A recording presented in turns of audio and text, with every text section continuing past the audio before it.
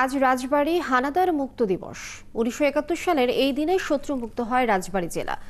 মুক্তিযুদ্ধের সময় রাজবাড়ীতে বিহারি ও বাঙালিদের ঘাঁটি ছিল মজবুত, যে কারণে বিহারিরা পুরো শহর দখলে নেয়, নির্বিচারে চালাতে থাকে জ্বালাও পোড়াও ও গণহত্যা।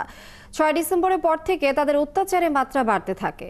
এই সময় মাগুরা, পাংশা, গোয়ালন্দ ও রাজবাড়ী সহ বেশ কয়েকটি সেক্টরে মুক্তিযোদ্ধারা সংগঠিত হয়ে ১৬, ১৭ ও ১৮ ডিসেম্বর তাদের সাথে তুমুল যুদ্ধে ঝাঁপিয়ে পড়ে। এতে শহীদ হন রফিক, শফিক ও সাদিক সহ ৭ জন মুক্তিযোদ্ধা। আর বিহারি ক্যাম্প থেকে উদ্ধার করা হয় ১৯ জন নারীকে। পরে ১৮ ডিসেম্বর পরাজয় মেনে আত্মসমর্পণ করে বিহারিরা। মুক্ত হয় রাজবাড়ী।